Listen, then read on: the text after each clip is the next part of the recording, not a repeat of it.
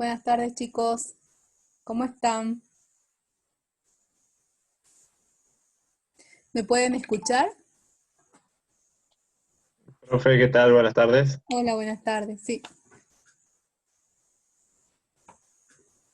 Bueno, ¿cuántos somos? Ah, 13 nomás. Qué poquito. Cada vez menos somos.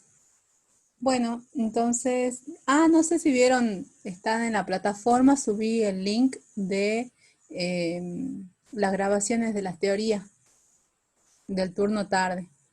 Ahí lo tienen están, digamos, separados por fechas. ¿Sí?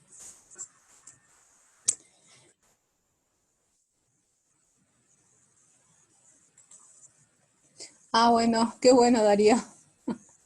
Qué bueno que se entienda. Bueno, entonces vamos a continuar con el tema de vectores, ¿sí? Vamos a compartir pantalla.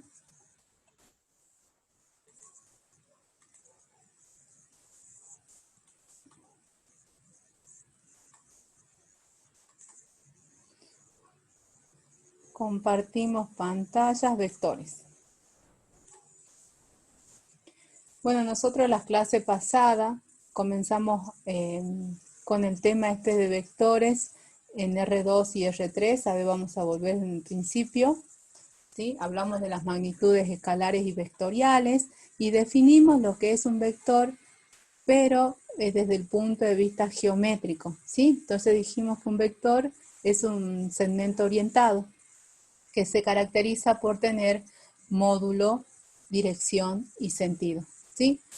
Además de esta palabra módulo de un vector, bueno, que significa la longitud de ese segmento orientado, también podemos utilizar, llamar el módulo como norma de un vector, ¿sí? Lo vamos a definir posteriormente a la norma de un vector. ¿Pero qué es la norma de un vector? Si estamos trabajando en los espacios vectoriales R2 y R3 y consideramos al vector como un segmento orientado, la norma de un vector vendría a ser la longitud de ese vector, ¿sí? De la flecha que lo representa. ¿Está bien? Entonces nosotros definimos vector desde el punto de vista geométrico en estos dos espacios vectoriales, primeramente, R2 y R3, ¿sí? Definimos luego igualdad entre vectores, el vector nulo, definimos las operaciones entre vectores, pero siempre desde el punto de vista geométrico también. Entonces, definimos suma entre vectores, ¿sí? Y mostramos dos reglas que me permiten sumar geométricamente dos vectores, ¿sí? Teniendo en cuenta que por el momento estamos considerando a los vectores como flechas. Entonces habíamos hablado de la regla del triángulo y de la regla del paralelogramo, ambas reglas que me permitían sumar dos vectores, dos flechas, ¿sí?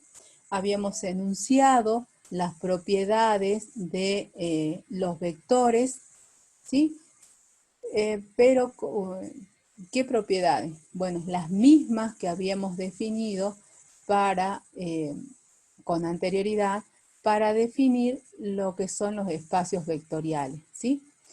Eh, claro, porque si estoy trabajando en R2 y R3, R2 y R3 son espacios vectoriales, por ende, la suma entre vectores tiene que cumplir las mismas propiedades, ¿sí? De la suma de un espacio, definida en un espacio vectorial. Habíamos definido la resta o diferencia entre vectores, ¿sí? Y además consideramos una regla o método de determinación de la diferencia entre dos vectores. ¿Está bien? Teniendo en cuenta la definición de suma geométrica entre vectores, ¿sí? Luego pasamos a definir el producto de un escalar por un vector, ¿sí? Definimos el producto de un escalar por un vector teniendo en cuenta que si yo multiplico un escalar por un vector, obtengo, ¿sí? Otro vector. ¿Por qué? Porque esta es una operación, como vimos con anterioridad, cerrada. Entonces, si yo multiplico un escalar por un vector, obtengo otro vector, ¿sí? Acá, por el momento, como estamos trabajando con los espacios vectoriales R2 y R3, le puedo dar una interpretación geométrica al producto de un escalar por un vector, ¿sí? Entonces, si yo multiplico un número o escalar por un vector, ¿sí? Lo que va a suceder es lo siguiente. Si yo tengo el vector U, ¿se acuerdan? Lo multiplico por un escalar entre 0 y 1, lo que hace ese escalar es contraer al vector. Si lo multiplico por un escalar mayor que 1, lo dilata, ¿sí? ¿Qué pasa si yo a este vector u lo multiplico por un escalar entre menos 1 y 0? Primero, como ese escalar es negativo y está entre menos 1 y 0, ¿sí? va a cambiar su sentido, pero lo va a contraer, ¿sí? Y si lo multiplico por un escalar menor a menos 1, ¿sí? Le cambia el sentido, ese escalar negativo, y lo dilata. ¿Está bien? Entonces, como dijimos en un principio, el producto de un escalar por un vector me da como resultado un vector. Entonces, como me da como resultado un vector, ¿qué es lo que va a pasar? Y va a tener las mismas características que el vector definido desde el punto de vista geométrico, ¿sí? ¿Cuáles son? El módulo, dirección y sentido. ¿Y cómo definimos el módulo? Módulo o norma del vector K por U. Y bueno, la norma de K por U es igual al módulo de K por la norma de U. Esta igualdad la vamos a demostrar con posterioridad, cuando definamos formalmente lo que es la norma de un vector, ¿sí? Entonces, lo que nosotros acabamos de decir acá mirando el gráfico, lo podemos enunciar de manera analítica. El módulo de K por U, ¿sí? Es menor al módulo de U, o la norma de K por U es menor a la norma de U si el módulo de K es menor a 1. ¿Sí? Y eso es razonable porque la longitud del vector K por U, ¿sí? Va a ser menor a la longitud del vector U si K está entre 0 y 1. ¿Está bien? O K está entre menos 1 y 0, que son intervalos, ¿sí? Que lo puedo expresar de forma simplificada así, ¿sí? Ahora, la norma o módulo de K por U va a ser mayor a U, es decir, lo va a dilatar ese escalar al vector U, si K es mayor a 1 o K es menor a menos 1, como dijimos hace un momento. Y la norma de K por U va a ser igual a la norma de U, si K es igual a 1 o K es igual a menos 1. ¿Cuál es la dirección del vector K por U? Bueno, la dirección de K por U coincide con la dirección de U, como dijimos en la clase pasada, y el sentido de K por U es el mismo de U si K es positivo y es contrario a U si K es negativo, como lo dijimos con anterioridad, ¿sí? Propiedades del producto de un vector por un escalar o de un escalar por un vector, ¿sí? ¿Cuáles son las propiedades? Bueno, como R2 y R3 son espacios vectoriales, las propiedades de este producto de un escalar por un vector de esa operación, ¿sí? Son las mismas que habíamos definido para los espacios vectoriales, para el producto de un escalar por un vector, ¿sí? En el conjunto definido como espacio vectorial. ¿Está bien? Habíamos dicho que al vector K por U se le llama múltiplo escalar del vector U. ¿Está bien? Y nosotros decimos que estos dos vectores, K por U y U, son vectores paralelos. Estos vectores, K por U rojo, el negro, el amarillo, el verde, ¿sí? No importa el sentido, son vectores paralelos porque tienen la misma dirección, ¿sí? Pero, ¿cómo definimos formalmente lo que son los vectores paralelos? Entonces, decimos que dos vectores U y B son paralelos Si existe un escalar K, no nulo tal que se cumple esto. ¿Está bien? Eso quiere decir que los vectores paralelos son linealmente dependientes, sí. Porque si yo reacomodo esta igualdad, tengo esta igualdad y esto ya me está indicando que los vectores son linealmente dependientes. Los vectores paralelos son linealmente dependientes. Luego definimos sistemas de referencia. Como nosotros ya sabemos, por lo estudiado con anterioridad, cualquier base determina un sistema de referencia. Cualquier base de un espacio vectorial determina un sistema de referencia. ¿Sí? Entonces, recuerden que nosotros graficamos podemos graficar en R2 y R3, ¿no? Ya cuando estamos trabajando con espacios vectoriales arbitrarios, como por ejemplo el conjunto de matrices de tamaño n por n, de orden n, el conjunto de funciones, ¿sí? Ya para otros espacios vectoriales ya no tenemos o Rn con n mayor a 4, ya no tenemos no podemos dar una interpretación geométrica, ¿sí? Ya vamos a abstraer el concepto, ¿sí? Entonces, acá seguimos trabajando en R2 y R3. Entonces, por eso es que en ambos espacios vectoriales nosotros podemos definir sistemas de referencia que están generados por bases de esos espacios vectoriales. Pero nosotros acá solamente nos vamos a limitar a considerar la base canónica que me genera el sistema de referencia XY de ejes perpendiculares entre sí. ¿Sí? Tanto para R2 como para R3 tomamos las bases canónicas. ¿Sí? Y en esas bases nosotros graficamos puntos o vectores. ¿Sí? Nosotros habíamos dicho que había una correspondencia biunívoca entre punto y vector de posición.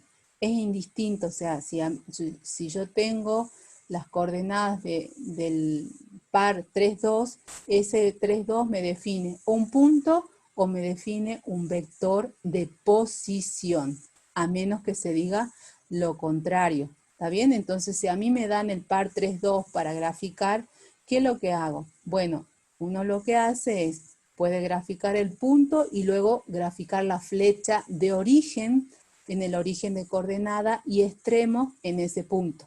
Porque hay una correspondencia biunívoca, ¿sí?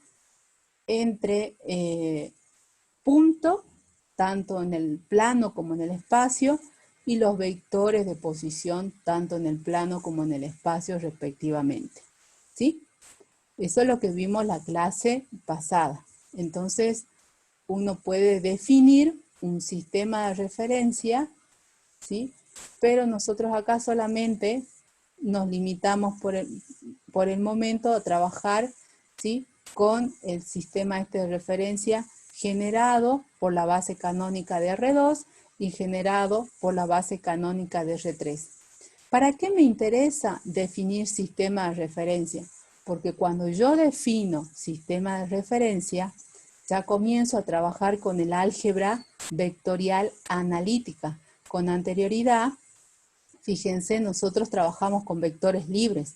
Esto se llama álgebra vectorial sintética. ¿Está bien? No, son vectores en el espacio, en el plano, que lo puedo trasladar a vectores libres. ¿Está bien? Lo puedo trasladar paralelamente a sí mismo, sin modificar módulo, dirección y sentido. Pero cuando yo introduzco un sistema de referencia, puedo describir esa flecha, ese vector, ¿no es cierto?, a través de coordenadas. ¿Está bien? Cuando yo introduzco sistema de referencia, puedo describir un vector o punto a través de sus coordenadas. ¿Sí? Entonces yo tengo el vector U, lo puedo escribir en función de los vectores que generan, ¿sí?, a los ejes coordenados IJ o IJK si estoy trabajando en R3, y puedo describir este vector U ¿sí? En función de coordenadas. Y eso es lo que vimos con anterioridad, fíjense, con esto.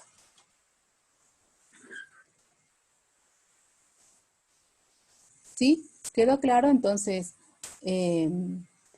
a partir de ahora, ¿no es cierto? A partir de la introducción del sistema de referencia, puedo describir a los vectores, ¿sí? En función de sus coordenadas, como una eneupla, ¿sí? En realidad de 2 componentes o de 3 componentes, ¿sí? Y podemos dar su interpretación geométrica tanto en el plano como en el espacio.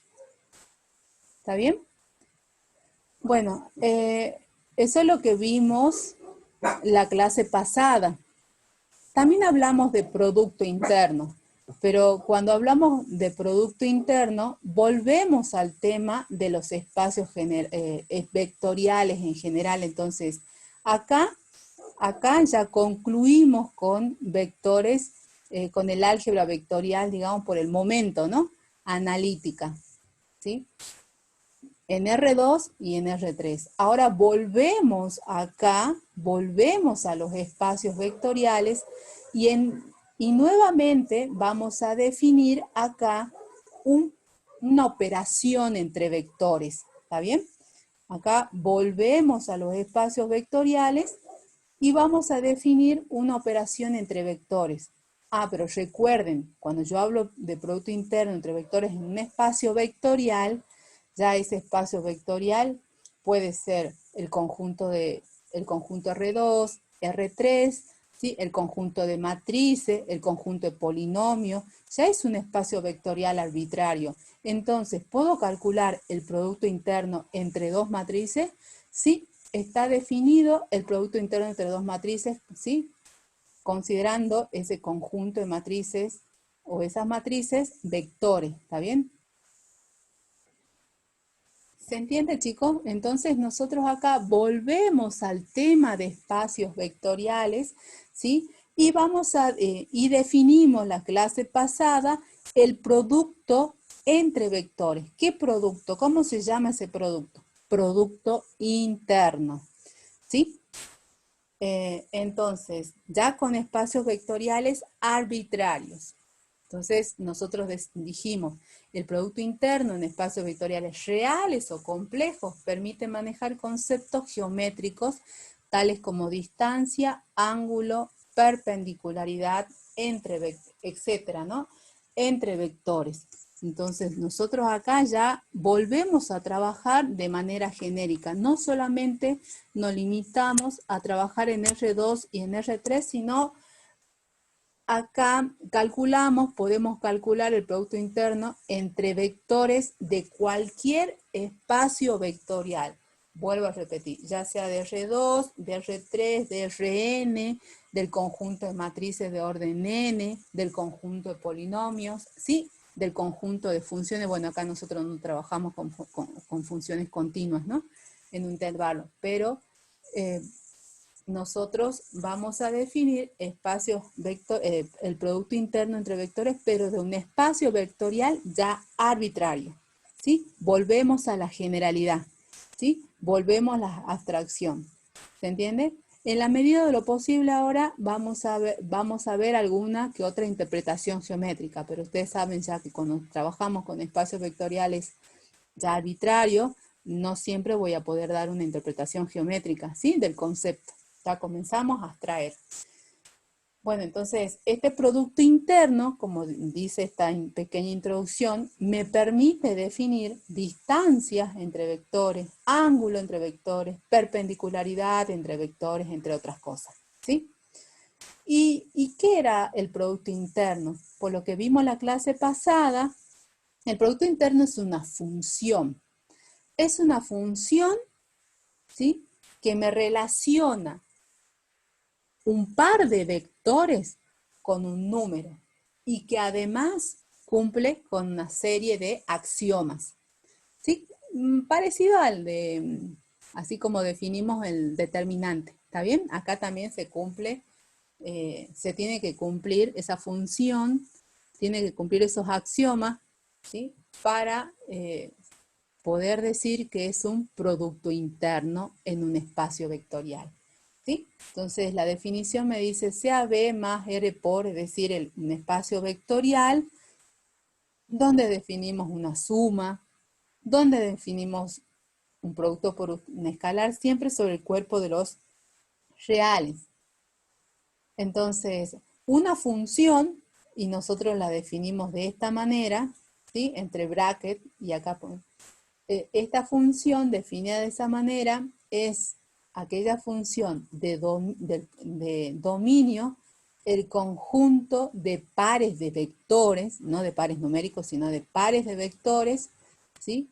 Y cuyo codominio es el conjunto de los reales. Algo más genérico puede ser el conjunto de los complejos, pero acá en alga exacta, por el momento nos limitamos a los reales, a trabajar sobre el cuerpo de los reales. Ya los chicos, como les dije en la clase pasada, los chicos que cursen álgebra, que es una optativa del profesorado de matemática, o que es una materia de la licenciatura en matemática, ¿sí? Van a ver la ampliación de todos estos conceptos ya al conjunto de los complejos, ¿sí? Entonces volvemos. Entonces una función definida de esta manera, al par v le hago corresponder un número que lo obtengo mediante eso, perdón, que está simbolizado de esta manera el número, ¿sí?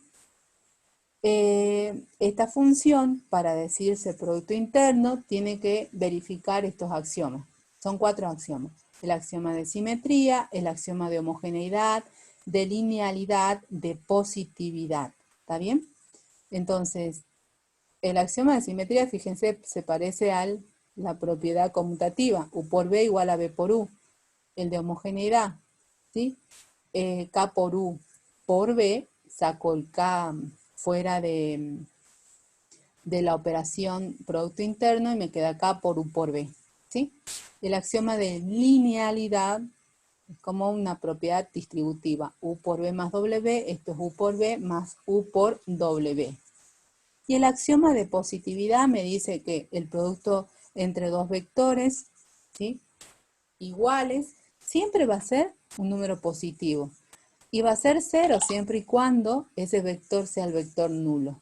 ¿Está bien? Esos son los axiomas que debe cumplir una función para, con estas características, ¿sí?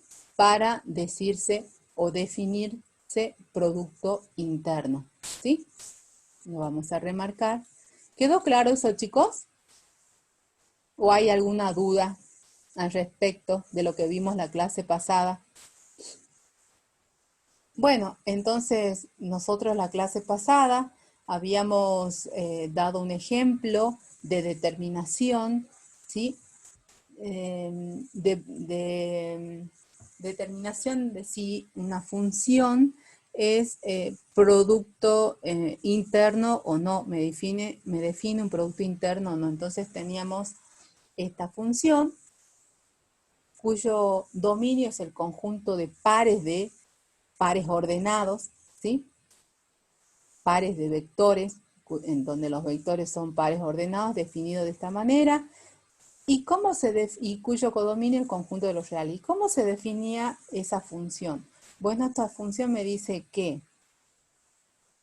a dos elementos, ¿sí? De R2, si lo multiplico de esta manera, ¿sí? Es decir, si tomo dos vectores y lo multiplico de esta manera, es decir, obtengo este número,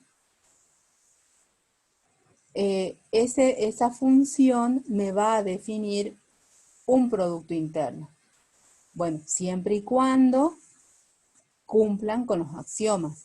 Entonces, nosotros procedemos a demostrar, ¿sí? Que esta función definida de esta forma, a este par de vectores, este par de vectores x, y, le hago corresponder este número. ¿Cómo se construye este número?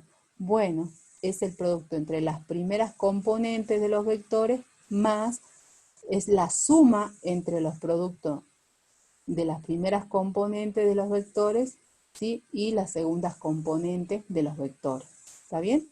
Entonces, de esta manera definimos esta función. Bueno, entonces yo quiero demostrar que efectivamente esta función es un producto interno. Entonces yo tengo que tomar dos vectores de un espacio vectorial B. Sí, en este caso el espacio vectorial B es R2. Tomo los dos vectores, ¿sí? Realizo un reemplazo. Otra cosa a aclarar. Como yo acá quiero demostrar igualdades, puedo partir de un miembro y llegar al otro miembro, ¿sí? Y es lo que hago en cada uno de los axiomas, ¿sí? Parto de un miembro y llego al otro. O bien el que quiere puede desarrollar ambos miembros al mismo tiempo y comparar las igualdades, ¿sí? Entonces yo lo que hice, parto de un miembro y llego al otro. Entonces parto de U por B y quiero llegar a B por U. Entonces lo que hago es tomar dos vectores genéricos, U sub 1, sub 2, B1, B2, reemplazo esos pares ordenados en esta expresión, luego aplico la definición, ¿sí? O la ley o la función, ¿está bien? Y obtengo este número. Aplico propiedades conmutativas en el producto de los reales, ¿sí? De manera de reacomodar esto y poder asociar esta suma a este producto. Hago los reemplazos porque este vector es B y este vector es U y llegué a obtener el segundo miembro, ¿sí? Entonces pruebo que U por B igual a B por U. De esa forma, para cada uno de esas igualdades, ¿sí? Procedo a, de la misma manera, digamos, procedo a probar cada una de las igualdades restantes, ¿sí? No es nada complicado. No sé qué me dicen ustedes. ¿Tuvieron inconvenientes cuando repasaron o no? ¿Chicos? No, profe. Perfecto. ¿Hasta ahora se está entendiendo o tienen alguna duda? Así nos seguimos avanzando tan rápido y si tienen dudas me preguntan. Todo bien por ahora, profe. A ver, alguien preguntó. Perfecto, por el momento no hay duda, dice. Bueno. Ahora, acá hacemos una pequeña observación. Resulta que este producto entre vectores definido de esta manera, ¿sí? Tiene un nombre particular y se llama producto interno usual o producto escalar de vectores entre vectores en R2. Sí, ese es el producto escalar. Pero es la única forma, es la única función que me define un producto interno en un espacio vectorial. No. Por ejemplo, nosotros también podemos definir, ¿sí? Este producto interno, ¿sí? Entonces yo acá les pido que efectivamente demuestren que esta función definida de esta manera es un producto interno en R2. ¿Sí? Entonces, ¿cómo se define esta función? Bueno, yo tengo el par XY. ¿Cómo obtengo este número? Bueno, multiplico el 3 por la primer componente del primer vector y la primer componente del segundo vector. A ese resultado le sumo el 2, el duplo o le sumo 2 veces el producto entre la segunda componente del primer vector y la segunda componente del segundo vector. Entonces, yo acá lo que le doy como tarea es que muestren que esta función, definida así de esta manera, que llamamos 2 asterisco, efectivamente es otro producto interno, ¿sí? En R2. ¿Está bien? Eso es lo que le pido. Entonces, acá estamos trabajando con el espacio vectorial R2 y estamos definiendo dos operaciones, dos productos internos. este que ya mostré, que efectivamente es un producto interno, y acá estoy definiendo esta función que les pido a ustedes que demuestren que es un producto interno. Entonces acá, en observación, tenemos presente lo siguiente: un mismo espacio vectorial admite más de un producto interno, ¿sí? Entonces puedo tener más de un producto interno como lo podemos ver acá en este caso para el espacio vectorial R2, ¿sí? Entonces lo que vamos a hacer ahora es definir un caso particular de producto interno denominado producto interno usual o producto escalar, ¿sí? Para los que están leyendo el COSAC y David Poole no, desarrolla producto interno. Los que leyeron el COSAC, que es un buen libro, digamos, allí no definen el producto interno. Directamente van y definen el producto interno en general, ¿no? Genérico, como lo definimos acá. Definen el producto directamente, el producto escalar, ¿sí? En cambio, en el Howard Anton, en el Merino, sí definen el producto interno. En el Lipschutz hay una sección, ¿sí?, de producto interno, ¿sí? Está bueno el Lipschutz porque tiene definiciones y propiedades y demuestra algunas propiedades. Me gusta el Lipschutz, me gusta el David Poole, y hay un montón, ¿no? El Howard Anton definen, digamos, el ley define el producto interno, ¿sí? En general. Pero ustedes tengan en cuenta que lo que le acabo de decir, hay libros que solamente se limitan a desarrollar el producto interno usual o escalar en RN nada más, ¿sí? Bueno, ¿cómo se define el producto interno usual o escalar en RN? Entonces, la definición es la siguiente. Tomamos dos vectores U y B, elementos del espacio vectorial Rn, definimos, ¿sí?, el producto interno usual, definimos esa función de la siguiente manera. U por B. ¿Cómo encontramos ese número? Bueno, fíjense que acá hago la suma entre las componentes respectivas. U sub 1 por B1 más U sub 2 por B2 más U sub n por Bn. De manera simplificada, ¿sí?, lo denotamos con la sumatoria, ¿sí? Acá introducimos otra notación porque es otra forma de denotar este caso particular del producto interno, que se llama producto escalar, ¿sí?, con un cerito al medio. ¿Está bien? Pero la generalidad es esta. Para el caso particular, vuelvo a repetir, del producto interno usual o escalar, podemos también utilizar esta notación, ¿sí? Y acá está la definición de esa función. Producto interno entre dos vectores. ¿Qué característica? ¿Por qué se llama producto escalar? Bueno, se llama producto escalar porque el resultado me da como, el resultado es un número, ¿sí? Obtengo como resultado un número o escalar.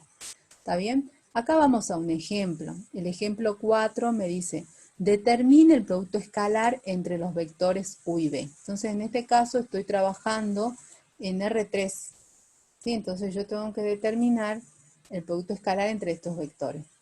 Entonces, aplico la definición de producto escalar. U por B es, reemplazo U el vector de coordenadas 1, 2, 3, B el vector de coordenadas menos 3, 4, menos 2, ¿sí? Multiplico las componentes respectivas y luego sumo los resultados. El número final, después de realizar todas las operaciones, es menos 1. Es decir, el producto escalar entre U y B es igual a menos 1. Otra forma de definir el producto escalar entre vectores, otra manera de definir es esta. Esa es otra manera de definir el producto escalar entre vectores. Yo puedo, por ejemplo, encontrar esta fórmula si estoy trabajando en R2 o R3, sí puedo encontrar fácilmente esta fórmula tomando el teorema del coseno, ¿sí? El teorema del coseno, si estoy trabajando con el álgebra vectorial sintética, ¿sí? Puedo encontrar esta fórmula, ¿sí? Considerando el teorema del coseno. Yo no desarrollo esto acá, directamente se la presento porque nosotros después van a ver que hay una relación con la fórmula del ángulo entre dos vectores, ¿sí? Pero esta es otra forma de definir el producto escalar entre vectores, ¿sí? Su deducción puede ser realizada de manera geométrica considerando el coseno entre dos vectores, ¿sí? ¿Cuáles son las propiedades del producto interno entre vectores? Muy importantes, por si me pregunta en los parciales. Entonces, quiero saber, en los parciales generalmente o en los finales me preguntan solamente, disculpen chicos, no sé, alguien me está llamando. En los parciales, ¿sí? Solamente me preguntan o me piden que enuncie, digamos, esas propiedades. Generalmente no me piden que la demuestre, ¿sí? ¿Cuál es la primera propiedad? Me dice, el producto escalar entre vectores distributivo con respecto a la suma de vectores. Entonces, W por U más B es, o U más B por W es U por W más B por W. ¿Sí? Esa es una propiedad. Nosotros habíamos tomado como axioma algo parecido, la de linealidad. Entonces para demostrar esta propiedad, yo puedo tomar ese axioma de linealidad para demostrar esto. ¿Sí? Fíjense que ya acá, esto es estamos considerando como propiedad. Otra propiedad, extracción de un escalar del producto escalar entre vectores. ¿Sí? Entonces, si yo tengo K por U por B, esto es lo mismo que el producto entre K por U y el vector B, y eso es lo mismo que el producto entre U por K por B. ¿Sí? Donde K es un número real. Otra propiedad que vamos a utilizar bastante es que si el producto interno entre U y B es nulo, es decir, es igual a 0, entonces algunos de los vectores que intervienen en esa operación van a ser igual al vector nulo, o los vectores son ortogonales, es decir, si el producto interno entre los dos vectores es igual a 0, eso quiere decir que U es igual a 0, o B es igual a 0, o bien U y B son vectores perpendiculares, o en general serían vectores ortogonales entre sí. ¿Está bien? Esas son las propiedades del producto interno entre vectores, ¿sí? Esta es la generalidad, ¿no? Este es el producto interno, ¿no? Y obviamente, como este es un caso particular de producto interno, cumple, ¿está bien? También esas propiedades. Hasta el momento, ¿hay alguna duda? ¿Chicos? Bueno, al parecer no hay duda. No es Sí, nada tenía una complicado. duda con respecto por Sí. qué estas propiedades no aparecen en lo que está en la plataforma que subió el profe Estrada. No, pero es que yo le había dicho con anterioridad que muchas veces yo a veces puedo ampliar la teoría. Ah, ¿Se acuerdan, perfecto, ¿se perfecto. acuerdan que yo le había dicho eso? Puedo ampliar Sí, la sí, sí, sí. teoría, puedo dar algunas propiedades que no le da el profe, como por ejemplo en los espacios fila, ¿se acuerdan? Que yo di unos Ujú. temas porque me parecieron interesantes que ustedes los tengan a mano de manera tal de que puedan justificar, ¿sí?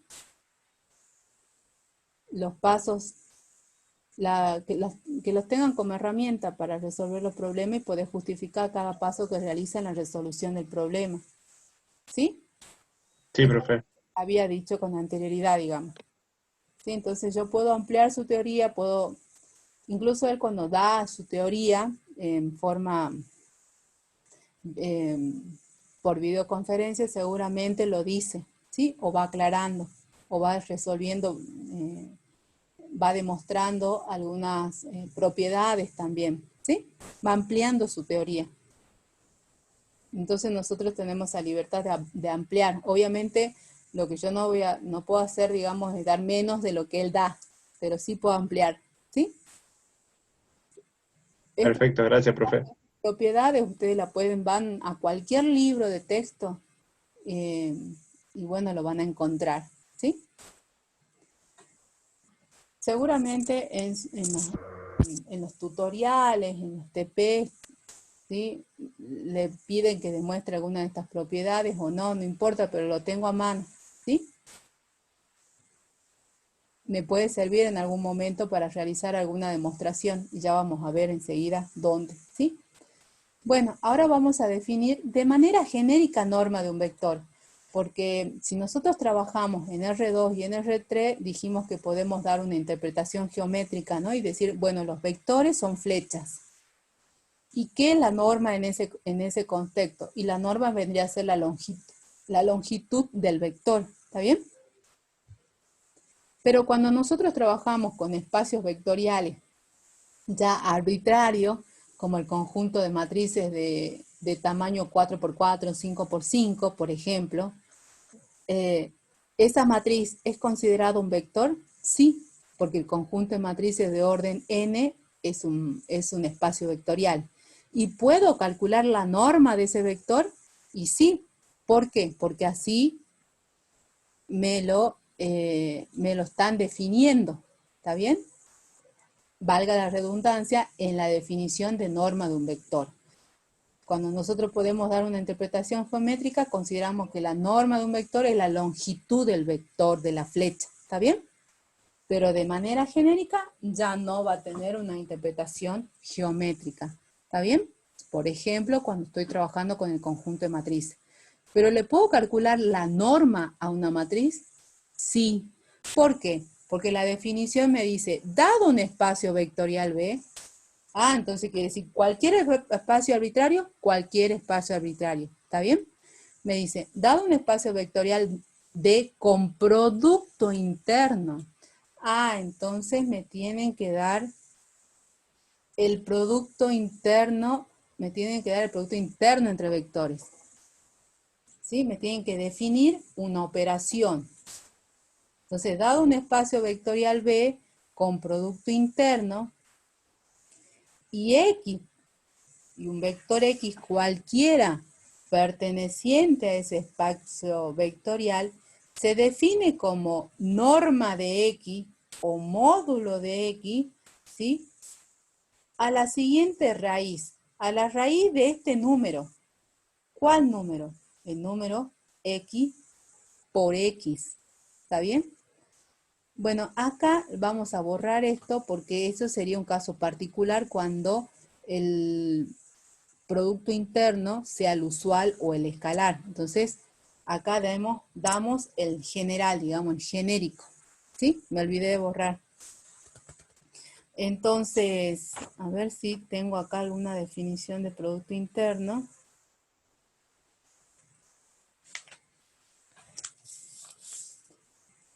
No, no lo tengo a mano. Bueno, no se me ocurrió, digamos, como para que calculemos el producto interno de una matriz. ¿Está bien? Entonces, en el caso particular, sigamos con la teoría, en el caso particular de que B sea el conjunto de NU+, es decir, Rn, con el producto interno usual o escalar, ya acá es un caso particular. Definido anteriormente, tendremos que X, si X es la NU+, X1, X2, Xn, entonces la norma de X definida de esta manera va a ser, haciendo los reemplazos, esto. ¿Sí? Pero acá tenemos el producto escalar usual entre dos vectores de n componentes. Entonces el radicando va a ser la suma de los cuadrados de x1, x2, xn, porque es x1 por x1 más x2 por x2 más xn por xn, porque estoy utilizando en este caso particular el producto interno usual o escalar. Entonces, decimos que la norma de X es esto. ¿Sí? De esa manera, definimos la norma de un vector, pero en el caso particular de que el espacio vectorial sea el conjunto de neupla, y donde el producto interno, definido en ese espacio vectorial B, es el escalar o usual. ¿Está bien? ¿Se entiende, chicos? Entonces, este es un caso particular. ¿Está bien? De producto interno. La ecuación 1, acá me dice, proporciona la norma de cualquier vector X perteneciente a Rn, y es la llamada norma euclidia, y nos da la longitud del vector X. ¿Está bien? Esta es la llamada norma euclidia. Nos da la longitud del vector X si B es el espacio vectorial R2 o R3, ¿está bien? Si B, vamos a aclarar de paso, ¿está bien? Es igual a R2 o R3. ¿Dónde tengo acá? No importa, vamos. Porque va a ser la longitud del vector. Entonces, R2 o R3.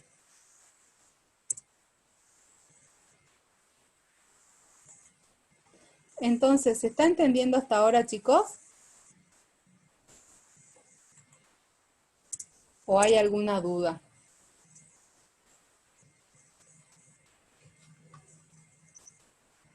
Bueno, acá justamente defino el producto interno, a ver si puedo encontrar otra forma de definir el producto interno, porque no lo tengo a mano.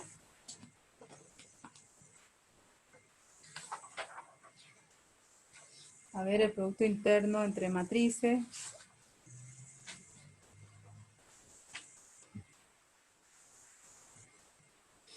$575. ¿Me esperan un segundo, sí? Así vamos. Sí, profe. Vamos a un ejemplo particular. El libro que estoy utilizando ahora es el NACOS, ¿sí? Entonces vamos a...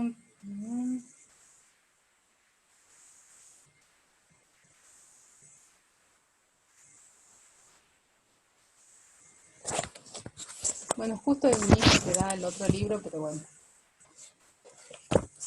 A ver si...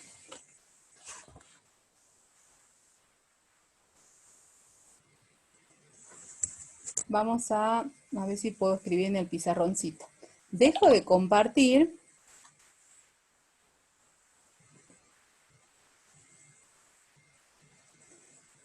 Y me voy a la pizarra. Entonces vamos a la pizarra a ver si puedo escribir.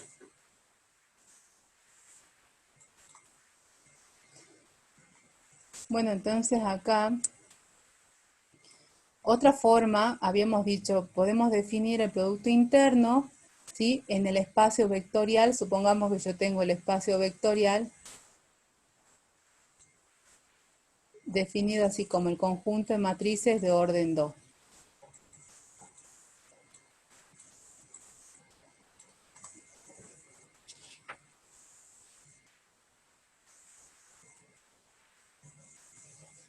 Bueno, entonces definimos en este espacio vectorial este producto interno. Entonces tengo la matriz A, define este producto interno entre dos matrices. ¿Este es un espacio vectorial? Sí. Bueno, ¿cómo definimos A? A es una matriz de 2 por 2. De elemento, a ver, llamemos A sub 1,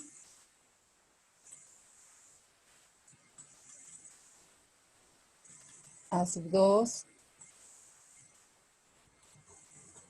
A sub 3, A sub 4. Vamos a definir B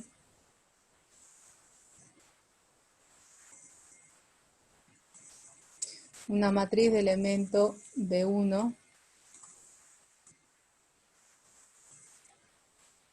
B2, B3, B4.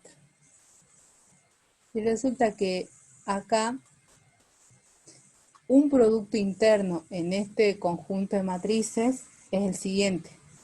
Se lo define así, como A1 por B1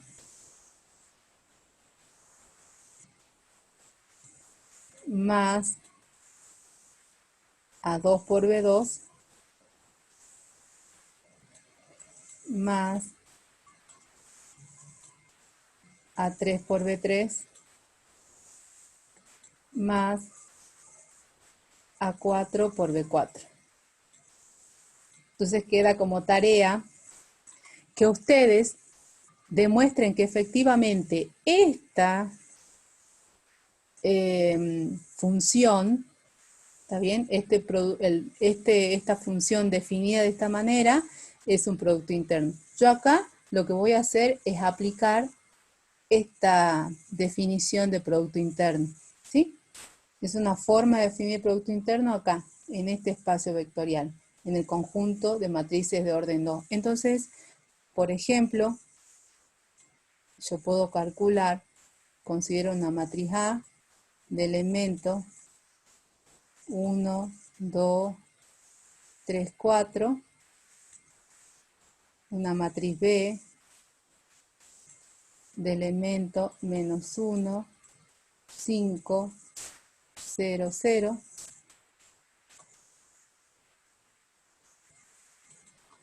Entonces calculo A por B.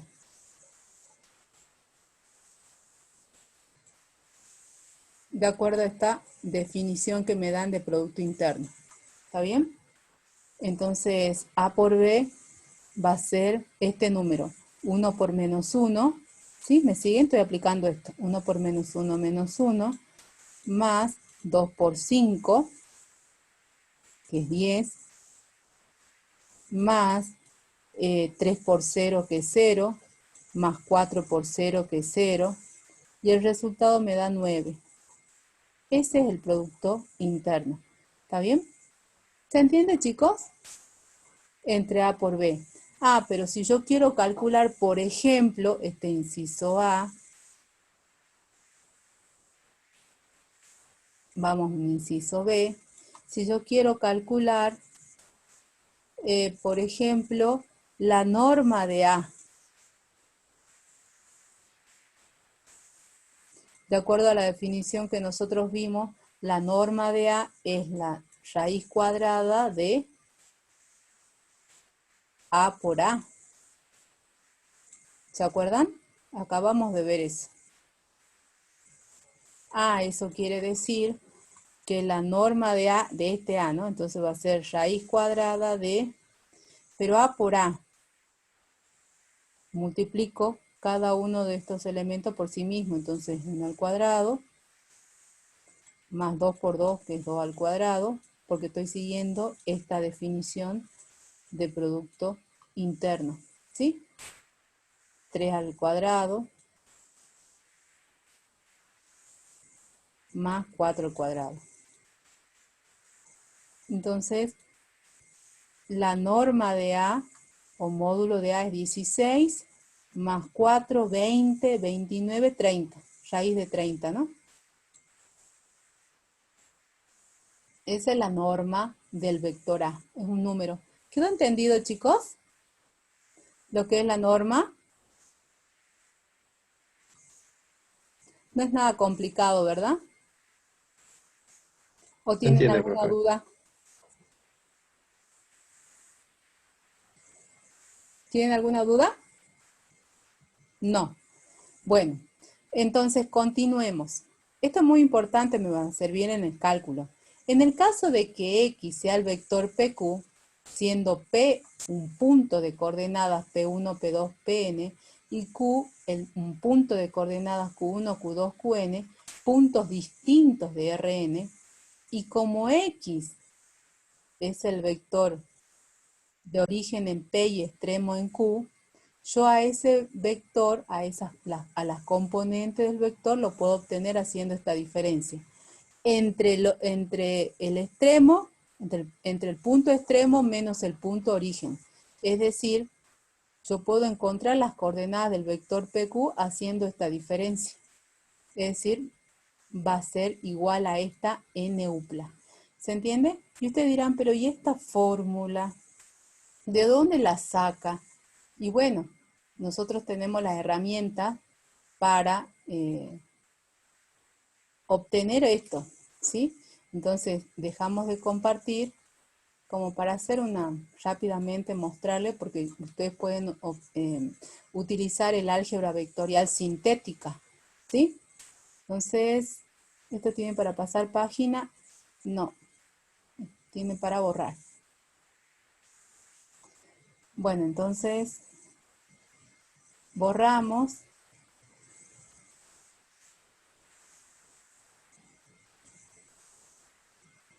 Podemos considerar entonces, borramos.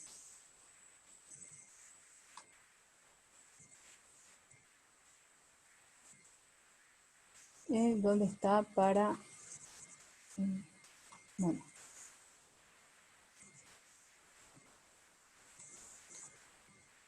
A ver, dejo de compartir y vuelvo.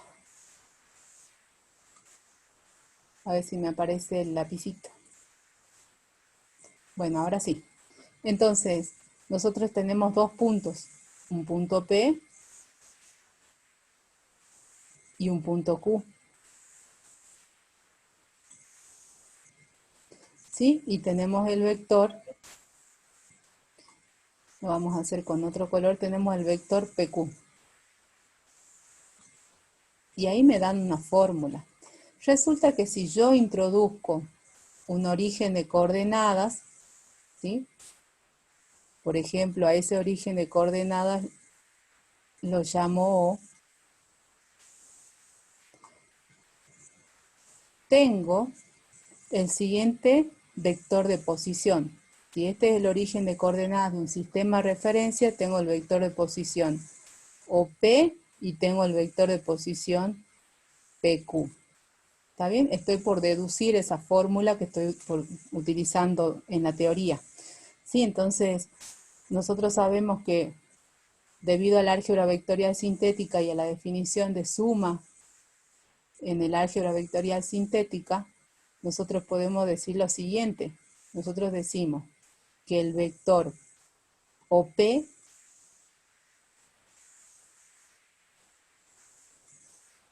más el vector PQ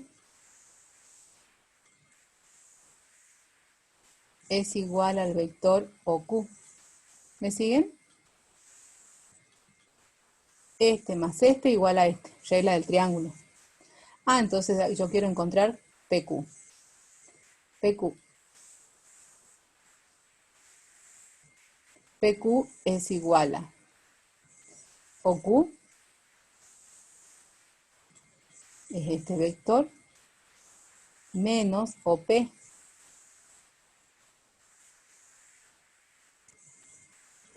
Pero resulta que nosotros habíamos dicho que existe una correspondencia biunívoca entre punto y vector de posición. Entonces, en vez de trabajar con este vector de posición, directamente trabajo con el punto Q. Lo mismo hago acá. Este vector de posición, ¿sí?, es equivalente al punto P. Y ahí está la fórmula que me permite determinar las coordenadas de un vector. ¿Sí? Entonces, por ejemplo, porque en muchos ejemplos me dan puntos, ¿sí? Y yo lo que voy a necesitar hacer es, vamos a dejar de compartir, lo que voy a necesitar hacer es determinar las coordenadas del vector. Entonces, por ejemplo, yo tengo el vector, perdón, el punto P de coordenadas 1, 2, 3. El vector Q de coordenadas 5, 6, 7. Pero quiero encontrar el vector PQ. ¿Cómo encuentro las coordenadas del vector PQ si yo tengo estos puntos? PQ no es un vector de posición, porque el origen de PQ, ¿quién es? P.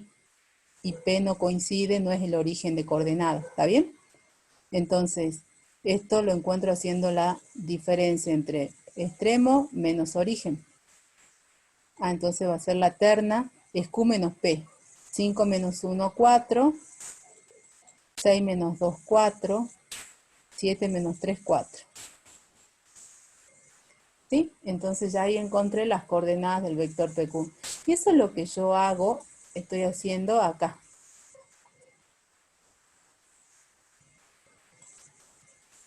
En esta teoría. ¿Está bien? Estoy encontrando, en el caso de que el vector sea el vector X, ¿sí? De extremo P, perdón, de origen P y extremo Q, siendo P un punto definido de esta manera y Q otro punto definido de esta manera, ¿sí? Ambos distintos. Entonces el vector PQ lo obtengo haciendo la diferencia entre el extremo menos el origen. Y si yo quiero calcular la norma de ese vector definido en función de sus puntos, va a ser la raíz cuadrada de la suma entre los cuadrados de las diferencias. ¿Sí? De las diferencias entre las componentes respectivas. ¿Se entiende, chicos? Entonces, de esa manera, nosotros determinamos la norma de X. Obviamente, acá consideramos, ¿no? Seguimos considerando el producto interno usual.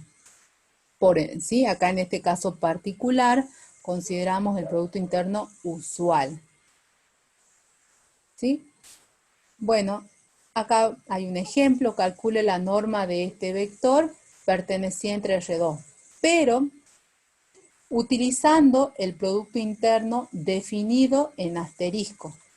¿Se acuerdan? El asterisco es, nosotros habíamos dicho, la función asterisco, ¿sí? Es la función definida como el producto interno usual o escalar para R2. Eso es lo que dijimos en la observación. ¿Sí? Esto acá. Bueno, entonces, fácil de calcular el producto, perdón, la norma de este vector. Entonces, la norma de X es igual a raíz cuadrada de X por X. Pero como estoy utilizando el producto interno usual, por eso utilizo esta simbología. Pueden utilizar esta simbología o directamente esta, es más genérica, ¿sí? Y esto va a ser igual a ¿qué? ¿Cuánto me da X por X? Bueno, X por X es, de acuerdo a la definición de asterisco, es 3 por 3 más 4 por 4, sería 9 más 16, 25. Raíz cuadrada de 25, 5. Esta es la norma del vector. Ahora, el producto interno definido en 2 asteriscos. Bueno, entonces, de acuerdo al producto interno definido en 2 asteriscos es norma de X es raíz cuadrada de X por X, pero ¿cómo calculamos el X por X? De acuerdo a la definición que me da 2 asteriscos. Entonces, 3 veces, ¿se acuerdan? El producto entre la primer componente de X por la primer componente de X. Sería 3 veces 9. Más 2 veces la primer componente de X por la primer componente de X. ¿Está bien? Sería 16. 2 por 16, 32. El primer término me da 27, la suma 59. Por lo tanto, la norma de este vector, ¿sí? Pero la norma de este vector, pero utilizando la definición del producto interno, 2 asterisco, va a ser esto. Fíjense cómo esos números cambian. Las normas cambian de acuerdo a cómo se define el producto interno, ¿sí? Eso hay que tener en cuenta. Por ejemplo, en el ejercicio 6, que al profe Ariel Estrada le encanta colocar ejercicios con parámetros. ¿Sí? El ejercicio 6 me dice encontrar lambda perteneciente a los reales tal que el vector B de coordenadas lambda 3 sea 5. Este es un ejemplo muy sencillo, ¿sí? Entonces, acá yo voy a utilizar la definición de producto escalar o producto interno usual. Acá siempre a ustedes siempre se les tienen que aclarar cuál es la definición de producto interno, ¿sí? ¿Qué definición de producto interno debo utilizar? Acá solamente debo utilizar la definición de producto interno usual o la escalar. Entonces, yo necesito determinar el valor de la primer componente de B de tal manera de que su norma me dé 5. Entonces nosotros tenemos como dato que la norma de B es 5. Pero la norma de B, ¿a qué es igual? Bueno, va a ser igual a la raíz cuadrada de lambda al cuadrado más 3 al cuadrado. O sea, raíz cuadrada de lambda al cuadrado más 9. ¿Cuánto vale esto? Esta norma vale 5, de acuerdo a los datos que me dan. ¿Sí? Entonces, haciendo los cálculos, obtengo de que lambda es igual a lambda al cuadrado de 16. Es decir, lambda toma el valor 4 o menos 4. Es decir, concluimos que existen dos vectores que satisfacen lo enunciado. El vector B de coordenadas menos 4, 3 y su simétrico respecto al eje de coordenadas, ¿sí? De ordenadas, perdón, el eje Y, B igual a 4,3. ¿Está bien? Entonces existen dos valores de lambda que satisface las condiciones iniciales. ¿Está bien? ¿Quedó claro eso? No hay dudas, ¿verdad? ¿O hay alguna duda, Profe. chicos? ¿No? Bueno, entonces continuamos. Es bastante sencillo, digamos esto. Propiedades de la norma. Dado un espacio vectorial B con producto interno, ¿sí? Y dos vectores de ese espacio vectorial B. Entonces, definimos las siguientes propiedades. La primera me dice que la norma siempre va a ser un número positivo. Y va a ser 0 si el vector es el vector nulo. ¿Está bien? Acá sería el vector nulo. Utilizamos otra simbología. ¿Sí? Esa es la primera propiedad y no la demostramos. La segunda propiedad sí la demostramos. ¿Se acuerdan que cuando definimos producto de un escalar por un vector habíamos mencionado una de sus características, la norma de K por U? Y habíamos definido, ¿sí? Norma de K por U igual al módulo de K por la norma de U. Ahora lo vamos a demostrar, como dijimos en ese momento. Vamos a demostrar esa igualdad. Bueno, acá esta es una propiedad de la norma y la vamos a demostrar. Entonces, como debo demostrar una igualdad, parto de un miembro y llego al otro. Entonces voy a partir del primer miembro. Norma de K por U. Pero la norma de K por U es igual al producto, a la raíz cuadrada de K por K por U. ¿Sí? Eso es por definición de norma. ¿Está bien? Pero yo puedo aplicar la propiedad del producto. En realidad, ahí aplico propiedad del producto interno. ¿Sí? Entonces, esto es, fíjense acá, esta es la propiedad del producto interno que habíamos mencionado con anterioridad, por propiedad del producto interno. Definición de norma y por propiedad del producto interno. ¿Sí? El escalar sale fuera, como tengo dos escalares, entonces acá me queda raíz cuadrada de K cuadrado por U por U. Entonces, ¿esto es igual a qué? Bueno, por propiedad de radicación, en reales, esto es raíz cuadrada, porque sabemos que la raíz es distributiva con respecto al producto. Este es un número y este es otro número. Entonces me queda raíz cuadrada de K cuadrado por raíz cuadrada de U por U. Pero raíz cuadrada de K cuadrado es módulo de K, por propiedad de la radicación en los reales. ¿sí? Y además, esto es igual a norma de U por definición de norma. Y ya llegamos a obtener el segundo miembro, como queríamos demostrar, ¿sí? Vamos a la propiedad 3 y es la propiedad denominada desigualdad de Cauchy-Schwarz. También me dice que el módulo de U por B, de este número, es menor o igual a la norma de U por la norma de B. Esa es la desigualdad de Cauchy-Schwarz. Y acá lo vamos a demostrar, pero vamos a demostrar por partes. Primero demostramos la igualdad y después vamos a demostrar la desigualdad, ¿sí? Entonces, vamos a considerar dos cosas. Caso 1, que U y B sean vectores linealmente dependientes, y caso 2, que U y B sean vectores linealmente independientes. Acá se da la igualdad, acá se da la desigualdad, ¿sí? En ese caso. Entonces, consideramos que U y B son vectores linealmente independientes, es decir, el conjunto formado por U y B es un conjunto linealmente dependiente.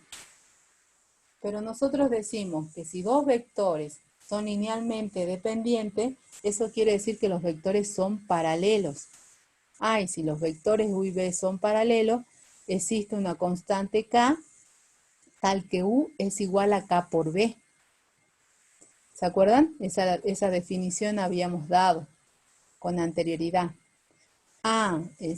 Eso quiere decir que si yo calculo U por B, ¿sí? U por B va a ser igual a ¿qué? Bueno, en el lugar de U voy a colocar K por B. Eso es lo que hago. En el lugar de U coloco K por B. Pero entonces me queda que U por B es igual a K por B. Pero esto, por propiedad del producto interno, esto es igual a K por B por B. Pero B por B, nosotros sabemos que la norma de B es igual a raíz cuadrada de B por B. Entonces B por B es igual a la norma de B al cuadrado. ¿Eso se entiende? ¿Chicos? Sí, Entonces, profe. ¿sí? ¿Seguro? Bueno, pero no. Nosotros sabemos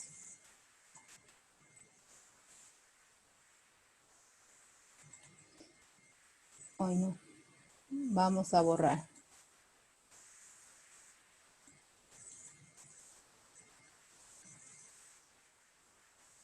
Porque siempre lo vamos a utilizar a esto, por eso aclaro, porque no sé cómo volver a... Entonces, nosotros sabemos que la norma de un vector, por ejemplo B, la norma de B es igual a raíz cuadrada de B por B.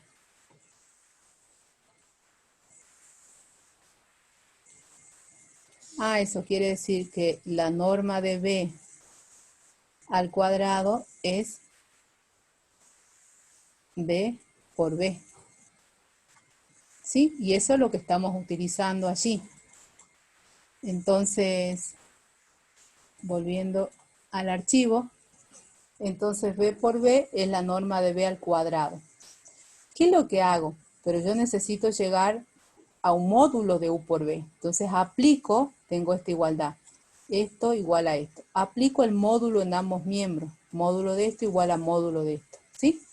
El módulo de esto me queda el módulo de U por B igual a el módulo de K, porque el módulo es distributivo con respecto al producto, entonces por la propiedad de módulo en números reales, entonces módulo de K por el módulo de este número, pero este número es positivo siempre, entonces el módulo de este número es el mismo número.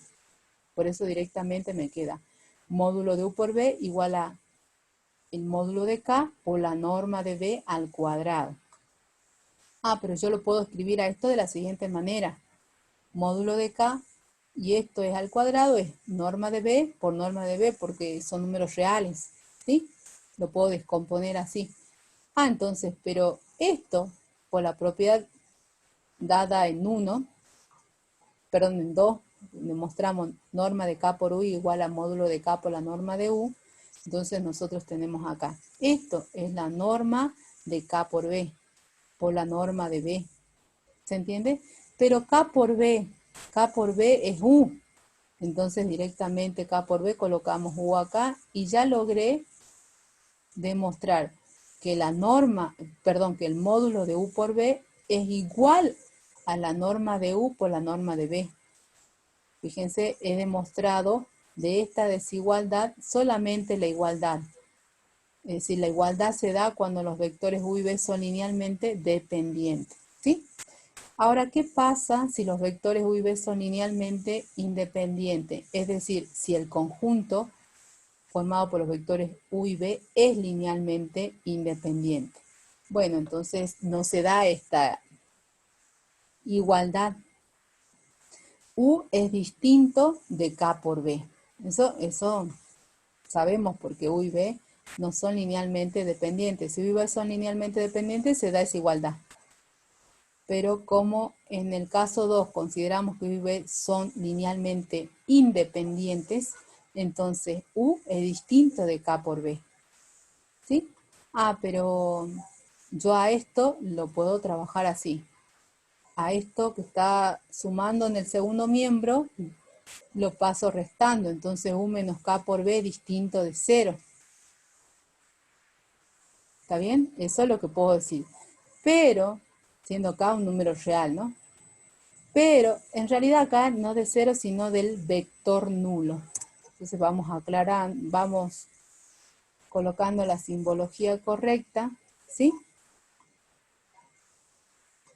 Distinto del vector nulo. Pero si U menos K por B es distinto del vector nulo, eso significa que la norma de U menos K por B es mayor estricto que 0. ¿Se entiende eso? Es un número positivo, no nulo. ¿Está bien? La norma de U menos K por B, porque nosotros por propiedad de norma, volviendo atrás, ¿sí?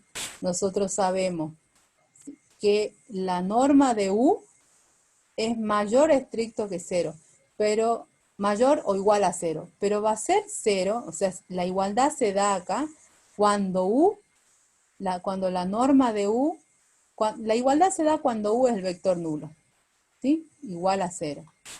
A ver, ¿alguien está haciendo alguna pregunta?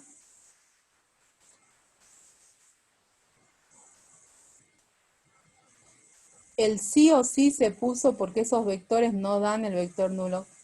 ¿Dónde, Carlos? Acá en la demostración de acá, de Cauchy-Schwarz. A ver qué dice Carlos. Ahí en el segundo caso, cuando es linealmente independiente. Claro, porque nosotros en el primer caso, nosotros consideramos, sí, profe, no tengo micro. Bueno, ahí en el segundo caso, tengo dos vectores, estamos considerando dos vectores linealmente independientes. Como U y B son linealmente independientes, no se va a dar la igualdad que se daba en el caso anterior, entonces podemos afirmar que U es distinto de K por B. ¿Sí? Exacto.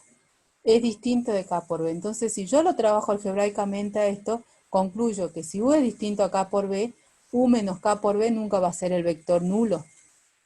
Y si U menos K por B no es el vector nulo, y le calculo la norma a U menos K por B, la norma no va a ser 0, porque la norma de un vector es 0 siempre y cuando el vector sea el vector nulo. ¿Está bien? Entonces, como el vector, este vector, no es el vector nulo, su norma no va a ser 0, va a ser mayor a 0, estricto. ¿Se entiende? Ah, pero si es mayor a 0, nosotros, por la propiedad de los reales, un número positivo, si lo elevo al cuadrado, sigue siendo positivo. ¿Se entiende? Eso por propiedad de los reales. ¿Está bien? Entonces, pero entonces acá tenemos la norma de U menos K por B al cuadrado mayor a 0. Pero la norma de U menos K por B de este vector al cuadrado no es la raíz de U menos B, perdón, no es la raíz de U menos K por B por U menos K por B, sino es directamente U menos K por B por U menos K por B. ¿sí? O sea, estoy reemplazando este miembro por esta expresión. Y esto es mayor estricto que 0. ¿Se entiende? Yo parto de acá y llego a esto. Y eso por definición de norma de un vector. ¿Se entiende ahí, chicos? ¿Hasta ahí? ¿Esta partecita? ¿O hay alguna duda?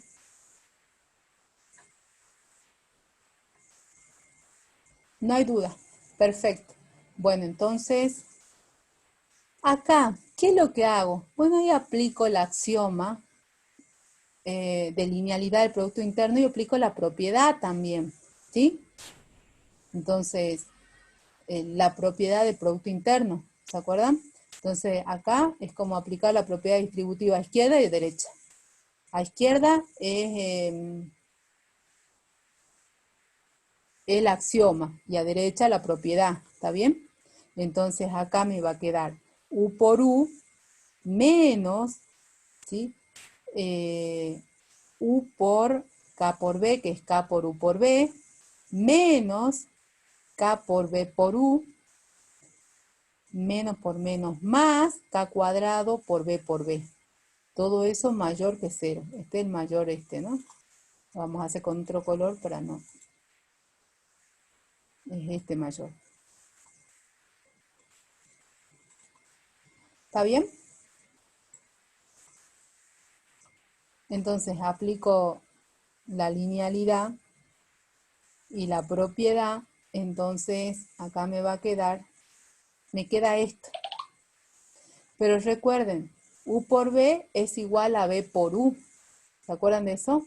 U por B igual a B por U, que es la axioma de simetría. Entonces, y además U por U es la norma de U al cuadrado. Entonces acá me queda menos K por U por B, menos K por U por B. Entonces esto es menos 2K por U por B. Hasta ahí. Más K cuadrado por la norma de B al cuadrado, porque B por B es la norma de B al cuadrado, mayor que 0. ¿Hasta ahí entendido? Ahora se hace un truco matemático.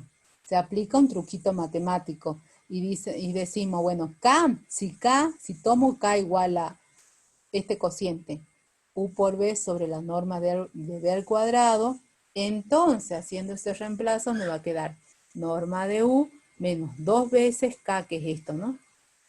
Más, ¿sí? K cuadrado, que es todo esto al cuadrado, aplico la distributiva, es U por B al cuadrado, sobre la norma de B al cuadrado, que sería la norma de B a la cuarta, por la norma de B al cuadrado, mayor a 0. Y acá puedo, bueno, entonces esto me queda la norma de U al cuadrado menos, y acá puedo simplificar, simplifico este con este, entonces me queda U por B al cuadrado sobre la norma de B al cuadrado, ¿sí? Y acá, a ver, me faltó el cuadrado, ¿no? Ahí me faltó el cuadrado, porque es 2 veces K y me faltó otra cosa, por U por B, ¿sí? Entonces ahora lo voy corrigiendo, inserto, sería, no, directamente vamos a poner así, control C, no, es U por B por U por B, no me faltó esto, me faltó el cuadrado nada más. Ahí está. Entonces me queda, porque tengo esto por esto y es U por B al cuadrado. Recuerden que estos son números, ¿no? Y acá realizo la simplificación y me queda menos 2 veces esta expresión más la misma expresión, que sería menos esa expresión. Entonces me queda la norma de U al cuadrado menos este cociente, ¿no? U por B al cuadrado sobre la norma de B al cuadrado, mayor a 0. ¿Qué es lo que hago? Paso esto al segundo miembro. Entonces acá de paso voy cambiando el color. Paso esto al segundo miembro, luego a este valor numérico lo paso al primer miembro multiplicando. ¿La desigualdad cambia? No cambia. ¿Por qué no cambia? Porque este es un número positivo, ¿sí? La norma de b al cuadrado. Entonces me queda la norma de u al cuadrado por la norma de b al cuadrado, ¿sí? Y acá me va a quedar mayor que u por b, todo eso al cuadrado. ¿Qué es lo que hago luego? Yo necesito que me quede esta expresión en un miembro y esta expresión en el otro miembro. Entonces acá lo que voy a hacer es, como tengo estos factores elevados al cuadrado, aplico la raíz en ambos miembros. Entonces la raíz de esto mayor que la raíz de esto, ¿sí? Entonces me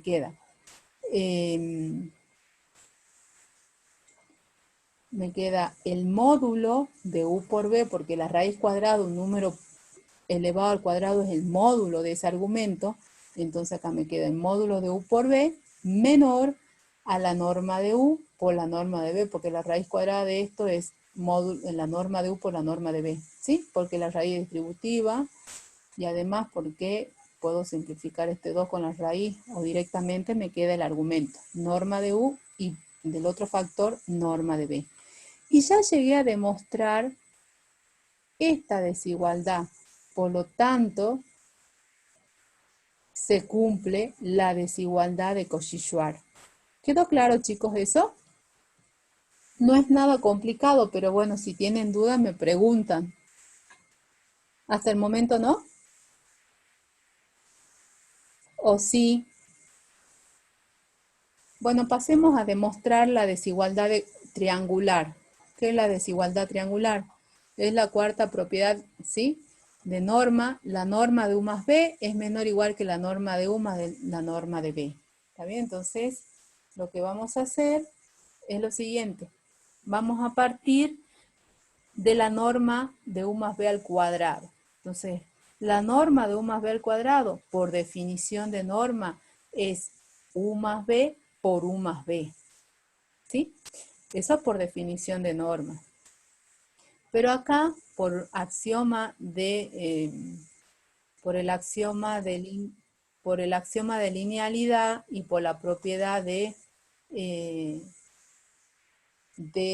producto interno, ¿sí?, lo que hacemos es aplicar ese axioma y esa propiedad y me queda u por u más u por b más b por u más b por b. Pero como el producto interno cumple con el axioma de simetría, es decir, como la propiedad conmutativa, digamos, parecida, este no es del producto escalar, ¿no? Este es del producto interno, ya más genérico. Bueno, entonces acá me queda la norma de u al cuadrado, es esto, más 2 veces u por b, más la norma de b al cuadrado. Pero bueno, nosotros sabemos que este producto interno, ¿no? De paso vamos corrigiendo. Ya más general. Nosotros sabemos que todo número es menor o igual que su módulo. Por lo tanto, esta suma es menor o igual a la norma de u al cuadrado más 2 veces el módulo de este producto. ¿Está bien? El módulo de u por b más la norma de b al cuadrado. ¿Sí? Eso por propiedad de los reales. Todo número es menor o igual que su módulo. Entonces, esta expresión es menor o igual que esta expresión. ¿Está bien? Pero nosotros sabemos que el módulo de u por b, por la desigualdad de Cauchy-Schwarz, el módulo de u por b es menor o igual que la norma de u por la norma de b. Entonces, el módulo de u por b es menor o igual que la norma de u por la norma de b. Ahora, esto me va a quedar menor o igual que la norma de u al cuadrado, más la norma de u por la norma de b, y acá es 2 veces, ¿no? 2 veces la norma de u por la norma de b más la norma de b al cuadrado, ¿sí? Ah, entonces, pero yo sé que este es un trinomio cuadrado perfecto. Es este. ¿Está bien? Por lo tanto, he concluido que la norma de u más b al cuadrado es menor o igual que la norma de u más la norma de b al cuadrado. Si aplico la raíz en ambos miembros, me queda esta desigualdad. Y ya demostré la desigualdad de Cauchy-Schwarz. Perdón, la desigualdad triangular. Entonces, ¿qué decimos acá? ¿Para qué me sirve esto?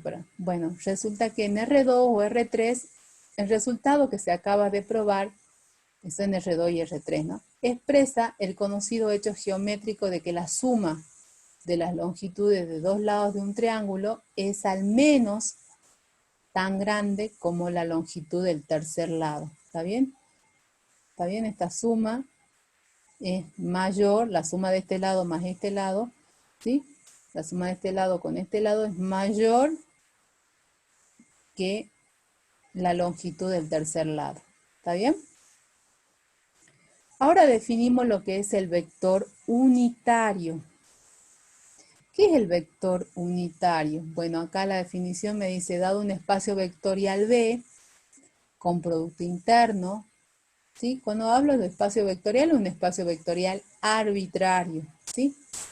Con producto interno y un vector U perteneciente a ese espacio vectorial, decimos que U es un vector unitario. Sí, solo si la norma de U es igual a 1. Entonces, si estamos trabajando en R3, un vector de R3, ¿sí? Va a ser un vector unitario si la longitud de la flecha, que lo representa geométricamente, es igual a 1. ¿Está bien? Eso es vector unitario. Un vector es unitario si la norma de ese vector es igual a 1. ¿Está bien? Entonces, acá lo que vamos a mostrar es justamente un método, digamos, de cómo obtener un vector unitario. Entonces, consideramos un vector B perteneciente al espacio vectorial B. Podemos obtener un vector unitario dividiendo ese vector por su norma. ¿Está bien? Entonces decimos, B, si lo divido por su norma o lo que es equivalente, lo multiplico a B por el escalar 1 sobre la norma de B. ¿Sí? ¿Y qué es lo que hago luego? Bueno, lo que hago es, acá yo presenté un método de cómo obtener un vector unitario. ¿Cómo obtengo el vector unitario? Bueno, tomo el vector y lo divido por su norma, pero ese es el vector unitario. Y sí, fíjense que si yo tomo este vector y le calculo la norma tiene que ser igual a 1. Y acá vamos a mostrar efectivamente que la norma de este vector unitario, que lo construyo de esta manera, ¿sí? Me da 1. Entonces, la norma de B, como este es un escalar, la norma de un escalar por un vector es igual al módulo del escalar por la norma del vector. ¿Se acuerdan de eso? Es una propiedad. Entonces, que la demostramos con anterioridad. Entonces, esto es igual al módulo de 1 sobre la norma de B por la norma de B. Ah, pero 1 sobre la norma de... Módulo de 1 sobre la norma de B. Módulo de 1 es 1. El módulo distributivo con respecto al cociente. Módulo de 1 es 1 y módulo de este número positivo es del denominador, es el mismo número positivo. Multiplicado por la norma de B. Simplifico estos dos y me queda 1. Efectivamente, ¿sí? Este vector me representa un vector unitario. ¿Sí? ¿Cómo obtengo un vector unitario? Tomo el vector y lo multiplico por su norma o lo que es equivalente a ese vector lo multiplico por el escalar 1 sobre la norma de B. ¿Está bien? Entonces, el versor asociado a B es un vector no nulo que posee las siguientes características. ¿Está bien? Entonces, a los vectores unitarios, ¿cómo se los llama? Se los llama versores, ¿está bien? Así se los llama a los vectores unitarios. Entonces, ¿qué característica tienen los vectores unitarios? Es decir, los versores. Bueno, tiene la misma dirección y el mismo sentido del vector B. ¿Está bien? Entonces, este vector unitario, ¿sí?, tiene la misma dirección y el mismo sentido del vector B. ¿Está bien? Siempre y cuando, en realidad tiene el mismo sentido porque fíjense que yo lo multiplico por 1 sobre la norma de B y este es un número positivo. Entonces acá estoy multiplicando este escalar por el vector. ¿Está bien? Entonces acá tenemos en cuenta lo siguiente. El versor asociado a B tiene la misma dirección y el mismo sentido del vector B.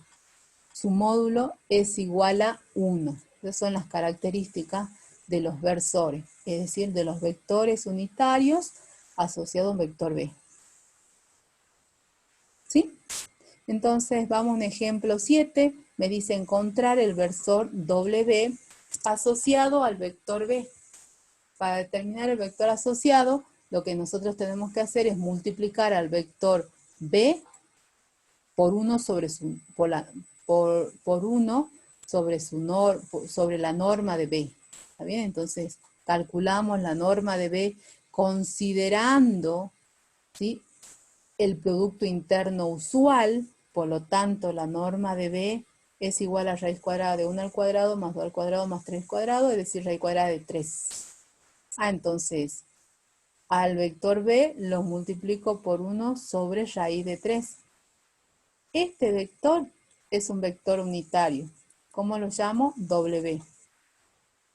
Este vector es el versor. Ustedes lo pueden comprobar que efectivamente, ¿sí?, la norma de este vector, la norma de W, comprobación, si quieren lo hacemos rápidamente.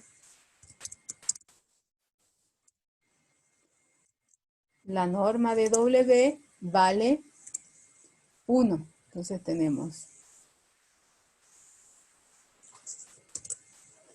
la norma y de paso vamos cambiando. Yo quiero calcular la norma de W.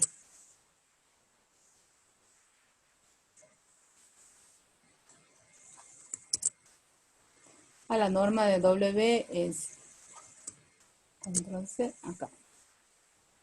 Este número al cuadrado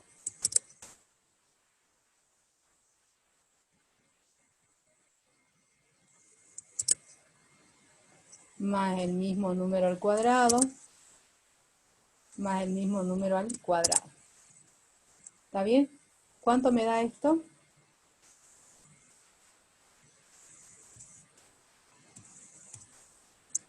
Esto es igual a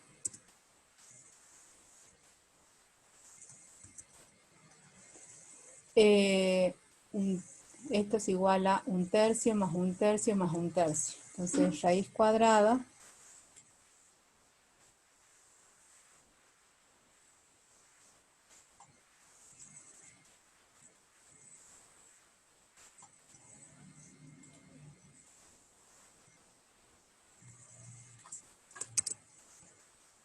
de 1/3 más 1/3 más 1/3,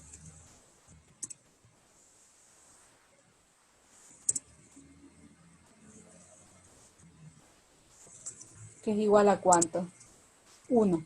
Entonces, raíz cuadrada de 1 me da 1. Más 1/3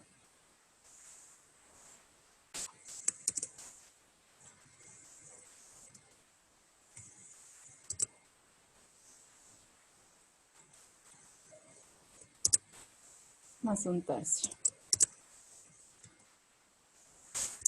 igual a 1. Sí, ya está la comprobación que efectivamente este versor, este vector asociado este vector unitario asociado al vector B tiene norma 1. ¿Hasta ahí entendido? ¿O hay alguna duda? Hablen ahora o callen para siempre. Bueno, entonces ahora vamos a ver ángulo entre dos vectores, ¿sí? Me interesa saber cuál es el ángulo entre dos vectores. Entonces tenemos, dados dos vectores U y B no nulos, en un espacio vectorial con producto interno.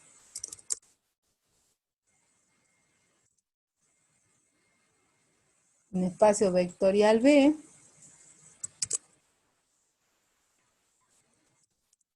con producto interno, ¿sí?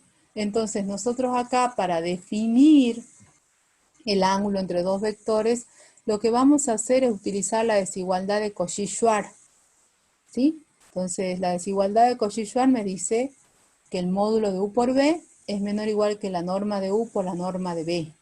Esto es lo que me dice la desigualdad de Cauchy-Schwarz, pero esto por propiedad de módulo, esto es U por B mayor o igual que, que menos este número, menor o igual que el número ese. ¿Está bien? Esto por desigualdad de por propiedad de desigualdad de módulo, ¿sí? Bueno, pero, a ver, ¿y esto qué quiere decir? Si yo divido en este miembro, en todos los miembros, por la norma de U, por la norma de B, en el primer miembro me queda -1, en el segundo me queda U por B sobre la norma de U por la norma de B, y en este miembro, en tercero, me queda 1. ¿Está bien? Entonces, de acá, observando esta desigualdad y recordando la teoría vista en Introducción a la Matemática o Matemática para Informática, ¿sí? Nosotros podemos decir que el único ángulo que cumple con esta condición es el dado por el coseno de tita igual a U por B sobre la norma de U por la norma de B, donde tita está entre 0 y pi, incluidos. ¿Está bien? Entonces de acá nosotros podemos recuadrar esto. Esta expresión me permite encontrar el ángulo entre dos vectores, ¿sí? Entre dos vectores U y B. Una fórmula sencilla, digamos. Coseno de tita es igual a la norma, perdón, es igual a U por B sobre la norma de U por la norma de B. De acá, despejo tita. Tita igual a arco coseno de este cociente, ¿sí? Y eso me permite encontrar el valor del ángulo, que va a estar entre 0 y pi. Observaciones. Bueno, esta herramienta algebraica, esta de acá, me va a permitir determinar si dos vectores son paralelos o son perpendiculares u ortogonales. ¿Está bien? Entonces, si tengo dos vectores, U distinto del nulo, B distinto del nulo. Obviamente, ¿no? Porque acá está la división, ¿sí? U no tiene que ser el vector nulo y B no tiene que ser el vector nulo. Eso que quede claro acá y lo colocamos al costadito. U distinto del vector nulo, B distinto del vector nulo. U va a ser paralelo a B si y solo si el ángulo determinado por ambos vectores o es 0 o es igual a 180 grados, es decir, pi. Y U va a ser ortogonal a B si y solo si el ángulo determinado por ambos vectores es igual a 90 grados o pi sobre 2. ¿Bien? Esa es una observación. Para determinar el ángulo entre dos vectores podemos utilizar la definición alternativa del producto escalar entre vectores, ¿sí? O sea, nosotros determinamos la fórmula del ángulo entre dos vectores utilizando la desigualdad de Cauchy-Schwarz y un poco de trigonometría, ¿está bien? Pero también podemos, ¿sí?, utilizar la fórmula del producto escalar entre vectores definida con anterioridad, que era parecida a esta, ¿se acuerdan? U por B igual a la norma de U por la norma de B por el coseno de tita. Así lo habíamos definido con anterioridad. ¿Sí? Esa fórmula puede ser obtenida de manera geométrica utilizando el coseno, ¿sí?, la fórmula del coseno. Trigonometría también. ¿Está bien? Bueno, a lo que nosotros nos interesa es esta formulita. Vamos a el ejemplo. Determinar el ángulo entre los vectores U y B. Son ternos, vectores de R3. Utilice la definición de producto interno usual. Entonces, yo sé que el coseno de tita es igual a U por B sobre la norma de U por la norma de B. Pero como estoy utilizando la definición de producto interno usual, puedo definir de esta manera el producto interno, con el cerito en el medio. Entonces lo que hago es, para encontrar el ángulo, previamente calculo cuánto valen estas expresiones. U por B, ¿cuánto es? Haciendo los cálculos, 20, la norma de U es 3, la norma de B es 7, entonces hago los reemplazos. Coseno de tita es igual a U por B, que es 20, sobre la norma de U por la norma de B, 3 por 7, 21. De acá despejo tita, tita es arco coseno de 20 sobre 21. Con la calculadora obtengo este valor. Tita es igual a 17,75 grados, ¿sí? Y ese es el resultado, el ángulo de estos, entre estos dos vectores, ¿sí? Utilizando la definición de producto interno usual. Acá vamos a definir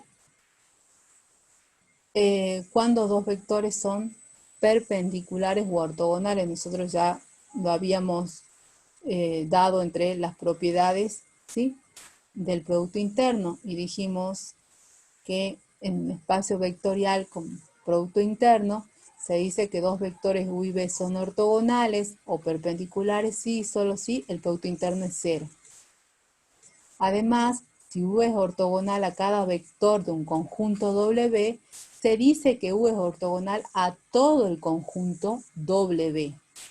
Es decir, la ortogonalidad, la ortogonalidad depende de la selección del producto interno. Dos vectores pueden ser ortogonales con respecto a un producto interno, pero no con respecto a otro. Eso también queda muy claro, porque fíjense que acá cuando nosotros definimos ortogonalidad decimos el producto interno entre dos vectores. Si es 0, entonces esos vectores son ortogonales. Pero sabemos que en un mismo espacio vectorial podemos definir más de un producto interno. Entonces, la ortogonalidad va a depender del producto interno que yo elija, ¿sí? Acá vemos un ejemplo. Me dice, determine si los vectores X y Y pertenecientes a R2 son ortogonales respecto al producto interno asterisco y al producto interno 2 asterisco. ¿Se acuerdan de esos productos internos que el asterisco habíamos tomado ese producto interno para demostrarlo e hicimos la demostración de que efectivamente esa función asterisco me define un producto interno? Y quedaba que ustedes, ¿sí?, muestren que la función definida en 2 asteriscos también es un producto interno. Entonces lo que nosotros vamos a hacer es determinar si estos vectores son ortogonales, ¿sí?, pero con este producto interno y luego con esto. Entonces, calculo X por Y. De acuerdo al producto interno asterisco, que entre comillas habíamos definido nosotros producto interno escalar u usual, ¿sí? Entonces lo que tengo que hacer es hacer producto entre las componentes respectivas, ¿se acuerdan? Entonces esto es 3 por menos 4, menos 12, 4 por 3, 12, la suma me da 0. Efectivamente, estos dos vectores son perpendiculares, ¿sí?, con el producto interno usual o escalar. Ahora veamos, ¿sí?, si estos dos vectores son perpendiculares, pero con el producto interno definido en 2 asteriscos. Bueno, entonces hacemos X por Y. ¿Se acuerdan? El definido en 2 asteriscos era 3 veces el producto entre las componentes respectivas, entre las primeras componentes. Entonces sería 3 veces 3 por menos 4, más 2 veces 4 por 3. Entonces esto me queda menos 36 haciendo las cuentas, más 24 menos 12. Entonces el X e Y no son vectores ortogonales respecto al producto interno definido en 2 asteriscos. ¿Está bien? Entonces eso es muy importante aclarar, que la ortogonalidad entre vectores depende de cómo me definen el producto interno. Depende de la definición del producto interno que me den. ¿Sí? Chicos, ¿quedó claro? ¿O no? ¿O hay alguna Sí, duda profe. al respecto?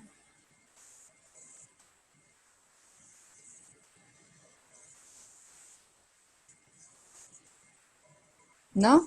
Bueno, entonces continuamos. Vamos a definir el complemento ortogonal. ¿Sí? ¿A qué llamamos complemento ortogonal? Bueno, el complemento ortogonal es un subespacio. También el complemento ortogonal es un conjunto. Es un subespacio, pero se define de la siguiente manera.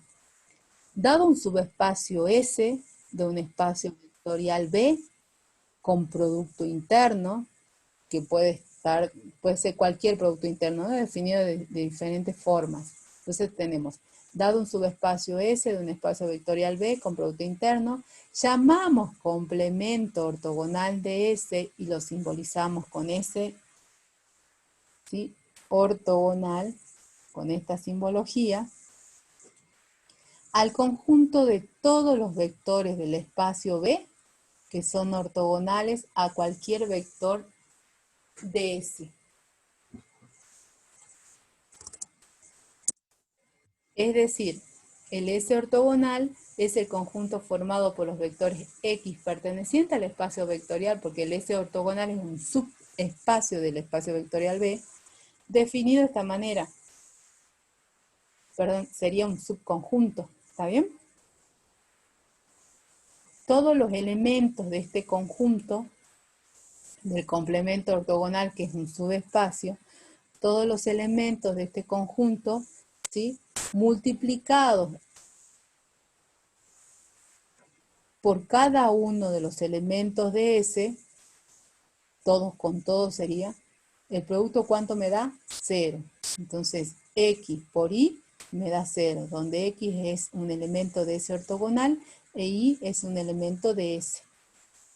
¿Está bien? Entonces, acá me van a pedir que encuentre el complemento ortogonal de un subespacio S. Vamos a un teorema, este es el teorema de las dimensiones el teorema de las dimensiones que me dice, sea B un espacio vectorial con producto interno y sea S un subespacio de B. Entonces, S ortogonal es un subespacio de ese espacio vectorial y además, lo que yo les decía, la dimensión de B es igual a la dimensión de S más la dimensión de S ortogonal. ¿Está bien? Fíjense que los elementos de S y de S ortogonal, todos son ortogonales entre sí. ¿Está bien? A ver, profe, ¿S no ortogonal está incluido en S ortogonal? ¿Cómo S no ortogonal? A ver, veamos. Dejamos de compartir para ver si podemos aclarar.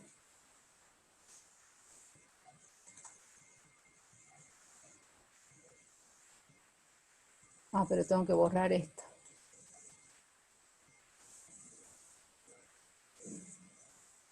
Así damos un ejemplito.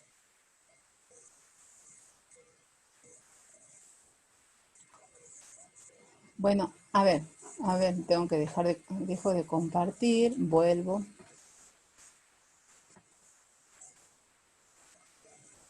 Bueno, por ejemplo, si yo estoy trabajando en R3.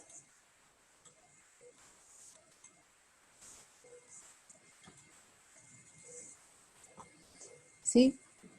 Por ejemplo, yo en R3 tengo este subespacio.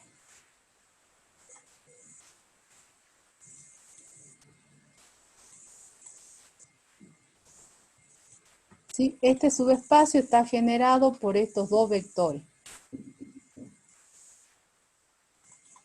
Está generado por los versores I y J.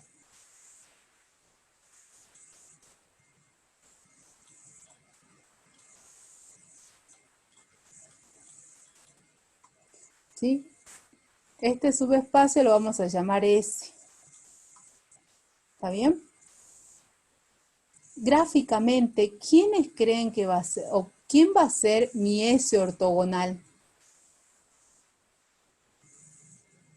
¿Quién creen que es mi S ortogonal? Gráficamente. ¿Se acuerdan que mi S ortogonal es el conjunto de vectores que son todos ellos perpendiculares a los vectores de S? ¿Se acuerdan de eso?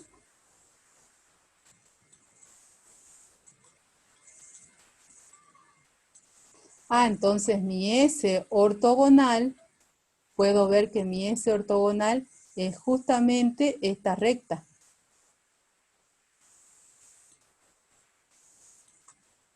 Ese va a ser mi S ortogonal. Todos los elementos, todos los vectores de esta recta van a ser ortogonales a este subespacio S. El subespacio S es el plano de ecuación z igual a 0.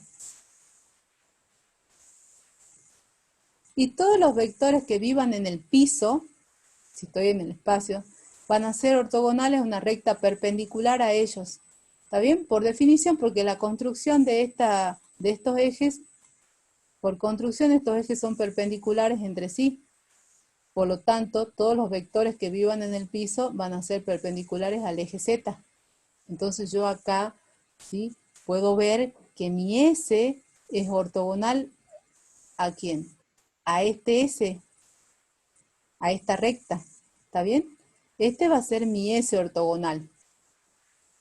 ¿Quedó claro, chicos? Entonces acá mi S es este plano y mi S ortogonal es esta recta que va a estar generado por este vector, el vector K o versor K. ¿Se entiende? Entonces yo acá le estoy dando un ejemplo de subespacios que son ortogonales. S es ortogonal a esta recta. ¿Cómo lo denoto? De esta manera. Este es mi S ortogonal. ¿Está bien? Mi complemento ortogonal. ¿Está bien? O viceversa también.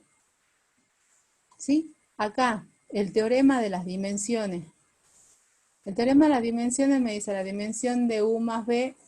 No vimos ese teorema de dimensiones porque nosotros estudiamos, pero acá podemos ver que la dimensión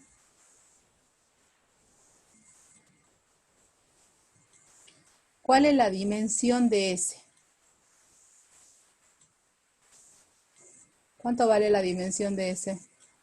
Fíjense, S está generado por estos dos vectores, entonces la dimensión de S es 2. ¿Cuánto vale la dimensión de la recta que coincide con el eje Z? Mi S ortogonal, ¿cuánto vale? 1, porque está generado por un vector.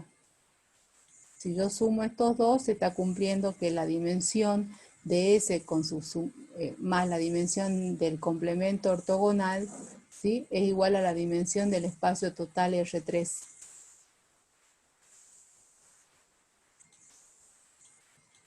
Y se cumple eso. ¿Se entiende? Entonces se está cumpliendo. Dejo de compartir. Comparto y ya me pasé esto que estamos diciendo acá. ¿Quedó claro, chicos?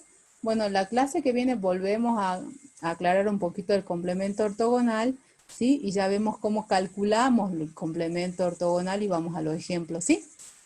Bueno, ¿alguien tiene alguna duda al respecto? ¿O no?